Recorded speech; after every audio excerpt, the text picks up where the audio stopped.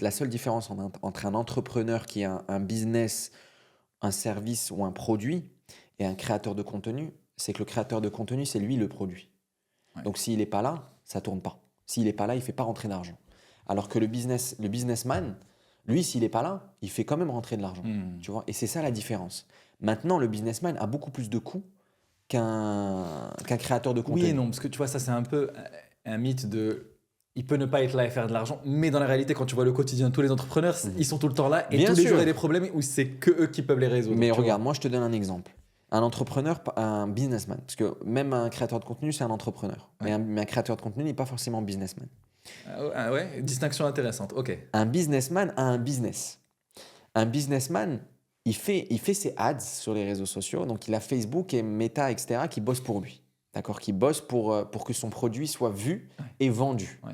Un businessman, quand il dort et il se réveille, il a peut-être fait des ventes. Donc il a peut-être fait rentrer de l'argent. Par contre, un créateur de contenu, s'il n'a pas fait sa vidéo, il l'a posté avec une collaboration, il n'a pas fait rentrer d'argent. Ouais, Donc en fait, c'est ça la distinction.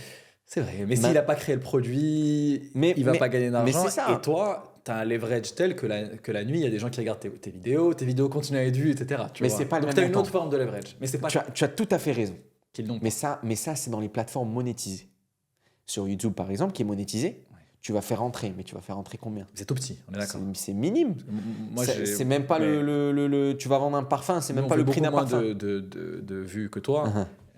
Tu peux pas y mais vivre. C'est tout petit, donc j'imagine que même pour toi c'est tout petit parce que toi tu as plus de frais de production, etc. Exactement. Et donc ça reste négligeable par rapport à tes coûts. C'est-à-dire, je te donne un exemple simple. Basique, je fais rentrer 20 000 dirhams de mes AdSense de YouTube. Par mois. D'accord, par Pour mois. combien de vues? Pour, on va dire 300 000 vues sur 2 vidéos, donc 600 000 vues plus ou moins. Ok. D'accord. Ok. Je fais rentrer peut-être 20 000 dirhams par mois. Ces 20 000 dirhams, moi, j'ai dépensé 40 000 dirhams. Donc, j'ai perdu 20 000 dirhams. Où est-ce qu'il est le gain là-dedans s'il n'y a pas de sponsor dans la vidéo, tu vois? Mais c'est en train de changer. C'est en train de changer énormément. Quand j'ai commencé YouTube... Le AdSense, le AdSense, ouais. L'argent de YouTube L'argent de YouTube est en augmente. train de changer, ouais, à 100%. C'est-à-dire que moi, quand j'ai commencé YouTube, je crois que 1000 vues étaient payées à 0,01 ou 0,1, je ne me rappelle pas. Ok. Je crois que c'était 0,1 dollars les 1000 vues. Donc c'était $1000 le million? Là, si. Ouais, 1000 dollars les millions. Ok. D'accord, pour atteindre 1 million de vues, tu dois Les charbonner. Tu vois. On va dépenser plus que 1000 dollars pour les faire. Ouais. Exactement. Et là, aujourd'hui, c'est passé entre 1 et 2 dollars les 1000 vues, jusqu'à 4 dollars les 1000 vues au Maroc. Donc ça a fait x10, x20, x30 même, en moyenne. Et tu vois qu'en fait, c'est en train d'augmenter petit à petit. Aux États-Unis, n'en parlons pas. C'est 40 dollars les 1000 vues, ou je ne sais même pas combien. Tu vois, c'est énorme. Donc là-bas, tu peux bien y vivre.